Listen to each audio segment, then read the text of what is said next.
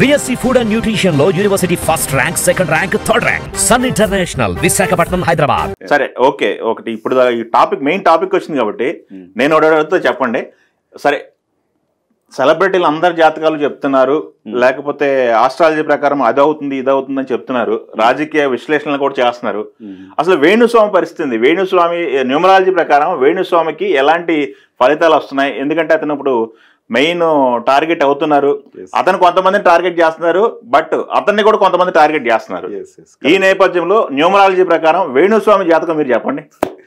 చెప్తాను. దానికన్నా ముందు నేను కూడా రాజకీయ విశ్లేషణలు చెప్పాను. మోడీ గారు గెలుస్తారని చెప్పాను, చంద్రబాబు నాయుడు గారు గెలుస్తారని, ఇన్ని సీట్లు వస్తాయని చెప్పాం, మన టౌన్ న్యూస్ లో వచ్చింది. ఇవన్నీ నాకు కూడా అట్లా గెలుస్తారు అది ఇదని కూడా చాలా వచ్చాయి. కానీ తర్వాత అందరు కామ్ అయిపోయారు. తర్వాత కేకేఆర్ గెలుస్తుంది అన్నారు. ఎవరు? వేణుస్వామి గారు. అవును, సారీ, ఎస్ఆర్హెచ్ గెలుస్తుంది, ఆమెకు ఎవరైతే ఉన్నారో ఆమెకు బాగా మంచి ఇది ఉందని చెప్పారు. నేనైతే కేకేఆర్ గెలుస్తుంది అని చెప్పాను. అందరు ఏమన్నారంటే, ఆయన వేణుస్వామి గారు ఎస్ఆర్హెచ్ గెలుస్తుంది అంటే నువ్వు కేకేఆర్ గెలుస్తుంది ఎట్లా చెప్పావు అని చెప్పి చాలా మంది ట్రోల్ చేశారు. కానీ గెలిచేది కేకేఆర్. ఎస్ఆర్హెచ్ గెలవాలని నేను కూడా ఆశిస్తున్నాను. ఎందుకంటే మన హైదరాబాద్ మనం ఉండేది, ఎస్ఆర్హెచ్ గెలవాలని నేను అనుకుంటాను. కానీ కేకేఆర్ గెలుస్తుందని మనకు ఆల్మోస్ట్ తెలిసిపోయింది. ఎందుకంటే వాళ్ళ డేట్ ఆఫ్ బర్త్లు కానీ అందులో ఉన్న వాళ్ళు విజయం సాధిస్తారని 100% ఉంది. ఎస్ఆర్హెచ్ కన్నా కూడా కేకేఆర్ వాళ్ళకి బాగుంది. అది చూసి డేట్ ఆఫ్ బర్త్ ఓన్లీ మన న్యూమరాలజీ అంటే నంబరింగ్ మీద వాళ్ళ డేట్ ఆఫ్ బర్త్ మీద చేస్తాం కాబట్టి పుష్కలంగా అందరికీ చాలా బాగుంది అందులో ఉన్న వాళ్ళకి. అందుకని అది గెలుస్తుంది అని చెప్పి అట్లా జరిగింది. ఎలక్షన్స్ కూడా చంద్రబాబు నాయుడు గారికి బాగుంది. వాళ్ళ పర్సనల్ ఇయర్స్ కానీ కూటమి పరంగా మోడీ గారికి పర్సనల్ ఇయర్స్ కానీ వాళ్ళు చాలా బాగుంటాయి. ఆ విధంగా కరెక్ట్ గా వస్తుందని చెప్పాం. 100% అదే వచ్చింది. కానీ సీట్లు కొంచెం అటు ఇటుగా అయ్యాయి. కొంతమంది కిరణ్ కుమార్ రెడ్డి గారు ఓడిపోతారని చెప్పాం, కరెక్ట్ గా అదే జరిగింది. మళ్ళీ అది వాళ్ళందరూ కూడా కొంతమంది ఓడిపోతారన్నాం. పొలిటికల్ గా కూడా న్యూమరాలజీ 100% సక్సెస్ అయింది. ఇక దాని పరంగా మనం చేసుకుంటూ వెళ్ళాం. ఎవరికి ఎక్కడ కాంట్రవర్సీ లేదు, ఏమీ లేదు. ఇట్లా వేణుస్వామి గారికి ఇప్పుడు తీసుకుంటే వేణుస్వామి గారిది 9 లెటర్స్ వస్తాయి. టార్గెట్ ఆయన ఎందుకంటే అందరినీ టార్గెట్ చేస్తారు అని మీరు అడిగారు కదా. 9 లెటర్స్ వస్తాయి. టోటల్ చేస్తే మా దాంట్లో చాల్డియన్ ప్రకారం 37 అంటాం. పైథాగరన్ ప్రకారము టోటల్ చేస్తే 8 వస్తుంది. పిరమిడ్ ప్రకారంగా 4 వస్తుంది. ఇది ఆయనను ఫేమస్ చేస్తుంది. 137. ఈ 8 ఇబ్బందులు పాలు చేస్తుంది. 4 రెచ్చగొట్టడాగా చేస్తుంది అందరినీ. అంటే ఆయనను కొంచెం ఆయనకి ఎట్లా అంటే ట్రోల్స్ చేయడము, మెసేజ్లు బ్యాడ్ గా పెట్టడం, ఇవన్నీ దీనివల్ల జరుగుతాయి. బ్యాడ్ కామెంట్స్ కూడా ఈ 8 వలన, ఇప్పుడు 8 అయితే ఏదైతే మనం అనుకున్నామో 8 వలన ఎక్కువ కష్టాలు, అంటే వీటి నుంచి బాగా ఇబ్బందులు పడుతుంటారు. ఈ 4 వలన గొడవలకు దారి తీస్తుంటది ఇది. అందుకే ఇట్లా ఉండకూడదు. ఇదేంటంటే ఫేమస్ చేయడానికి ఈ 2 ఇట్లా అంటే ఒక పేరులో ఇవన్నీ ఉంటాయి. కానీ ఆయన పేరు వేణుస్వామి అనేది కూడా మంచిదే, పేరు పరంగా మంచిదే. ఇక్కడ ఆయన పేరులో కరెక్ట్ గా లేవు కాబట్టి ఆయన ఇవన్నీ ఎదుర్కొంటున్నారు. ఒకవేళ ఆయన మీ దగ్గరికి వస్తే ఏమన్నా సరి చేస్తారా పేరుని? ఎందుకు ఆయననే నెంబరింగ్ చేయొచ్చు, బాగలేదన్నారు కదా, చేయొచ్చు, దాన్ని చేయొచ్చు. చేసి సెట్ చేసి చేస్తే ఇక ఆయన కూడా, ఎందుకంటే వాళ్ళది ఆస్ట్రాలజీ, మనది న్యూమరాలజీ. ఆస్ట్రాలజీ పరంగా వాళ్ళకి అన్ని పర్ఫెక్ట్ గా చూసుకుంటున్నారు కాబట్టి ఆయన చేసుకుంటున్నారు. ఒకవేళ ఏమో 100% ఎందుకు వస్తున్నాయి నాకు ఇవన్నీ అని చెప్పేసి వేణుస్వామి గారు మీ దగ్గరకు వస్తే సరి చేసుకునే ఆలోచన రావచ్చు కదా? ఖచ్చితంగా సరి చేస్తాం. నేను ఇప్పటికే దాదాపు ఒక 10,000 మెంబర్స్ వరకు సరి చేసాను. అందరూ బాగున్నారు, చేసుకుంటూ వెళ్ళిపోతాం. ఖచ్చితంగా చేసిస్తాను. ప్రేక్షకులకు వస్తున్నటువంటి డౌట్లు అయితే చాలా ఉన్నాయి. వాటిని అయితే కాస్త నివృత్తి చేసే పరిస్థితి అయితే ఉంది. అయితే నాకు ఇంకో డౌట్ వచ్చింది సార్. ఇందాక రీమ్యారేజ్ చేసామన్నారు, అది ఎందుకు? అంటే ఇప్పుడు ఒక జంట ఉంది, పెళ్లి చేసుకున్నారు, వాళ్ళు ఇబ్బందులు పడుతూ మీ దగ్గరకు వస్తే రీమ్యారేజ్ చేస్తారా? మళ్ళీ డేట్ చేస్తాం అదే జంటకి. ఎవరు? ఎందుకు సార్, నేనే చేసుకున్నాను కదా, మేమే చేసుకున్నాం. మాది సేమ్. ఇప్పుడు మనకు మహేష్ బాబు గారిది 10th ఫిబ్రవరి 2005 అన్నాను కదా. అవును. నాది 11 మే 2005. సేమ్ మహేష్ బాబు గారిది 1 year 3 months తేడా మాది. అయితే మా మ్యారేజ్ డేట్ బాగాలేదు, 2 ఇక్కడ 2 అంటే లైఫ్ మొత్తం అప్ అండ్ డౌన్సే జరిగింది. మొత్తం ఉన్న మనీని తీసుకెళ్లి బయట ఇవ్వడము, బిజినెస్లు పెట్టి అందరు ఎగ్గొట్టడం, చాలా ఇబ్బందులు చేశారు నాకు ఎప్పుడైతే మొన్న రీసెంట్గా 2001 ఫిబ్రవరి 2023లో రీమ్యారేజ్ చేసుకున్నాను నేను. 2023 ఇక్కడ నుంచి స్టార్ట్ అయింది నాకు మళ్ళీ లైఫ్.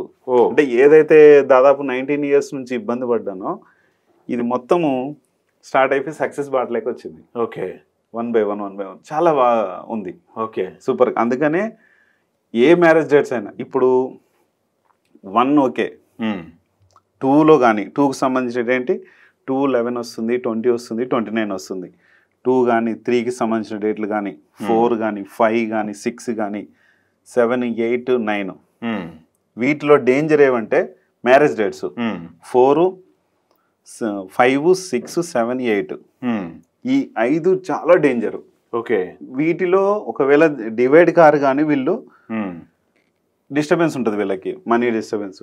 ఓకే, వీళ్ళు 4, 5, 6, 7, 8 వాళ్ళు ఖచ్చితంగా 90% పీపుల్ దాదాపు విడిపోయిన వాళ్ళు ఉంటారు.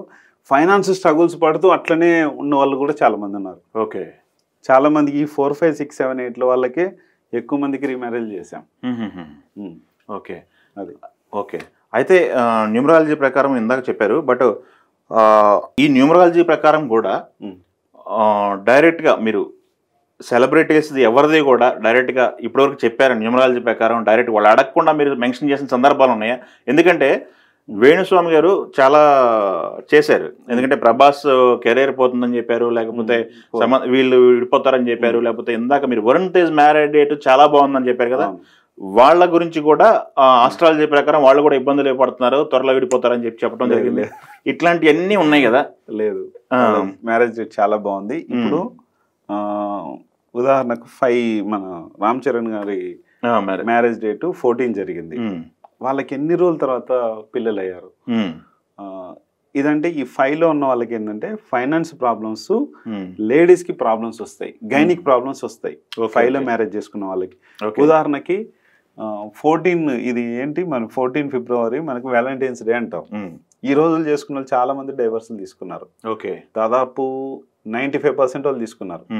ఎక్కువ శాతం మంది, ఎంతో మంది అంటే ఫైనాన్స్ ప్రాబ్లమ్స్ వస్తాయి, వాళ్ళిద్దరికి కూడా ప్రాబ్లమ్స్ వస్తాయి. ఎంతమంది వచ్చారంటే అంతమంది. అంటే ఈ 5 ఎక్కువ డేంజర్. ఈ 7 ఏంటంటే భార్యాభర్తలను మొత్తం విడగొడుతుంది. ఇప్పుడు నాగ చైతన్య గారి మనం ఏదైతే అనుకున్నామో క్రిస్టియన్ సాంప్రదాయం ప్రకారం 7th రోజు అయింది.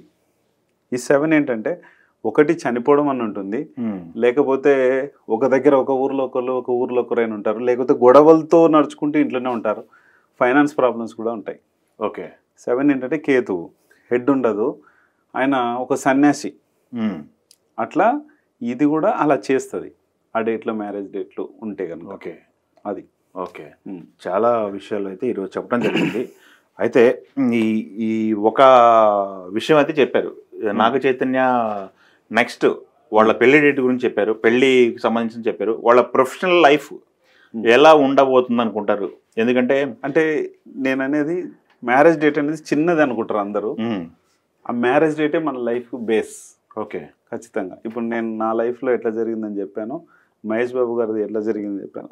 అది మహేష్ బాబు గారిది ఎట్లయితుందో సైలెంట్గా కూల్గా జరిగిపోతుంది. నాకు 19 years నుంచి పడ్డ బాధలన్నీ ఇప్పటి నుంచి మొదలైనాయి అనుకుంటున్నా. అంటే మ్యారేజ్ మళ్ళీ అయింది నాకు ఇప్పుడే, చాలా బాగుంది అనిపిస్తుంది. ఓకే, అయితే వీళ్ళ ప్రొఫెషనల్ కెరీర్ కూడా మీ మ్యారేజ్ డేట్ని బట్టి ఉంటుంది అంటారు? ఎస్, ఓకే, ఖచ్చితంగా. ఓకే, ఎవరికైనా. అందుకే మంచి మ్యారేజ్ డేట్ వాళ్ళకి ఏదైతే ఉందో అక్టోబరు లేదా ఇంకా చేసుకుంటే నెక్స్ట్ ఇయర్ సెప్టెంబర్ అయితే బాగుంటుంది. ఎవరికైనా మంచి లైఫ్ కావాలి అంటే మంచి మ్యారేజ్ డేట్, మంచి పేరు ఉంటే, మంచి మొబైల్ నెంబర్ ఇవి ఉంటే సక్సెస్. ఓకే, స్టార్ట్ అవుతుంది. థ్యాంక్ యూ అండి, థ్యాంక్ యూ వెరీ మచ్. ఈరోజు వీళ్ళ విషయానికి సంబంధించి సోషల్ మీడియాలో జరుగుతున్నటువంటి చాలా విషయాలకి మీరు క్లారిటీ ఇవ్వటం అయితే జరిగింది. ముఖ్యంగా వేణుస్వామి గురించి కూడా, ఆయన పేరు బలాన్ని కూడా మీరు న్యూమరాలజీ ప్రకారం చెప్పడం జరిగింది. చూద్దాం మరి మార్చుకుంటే బాగుంటుంది. ఎందుకంటే ఆయన ఒక ఎంతో మందికి బాగు చేయాలి.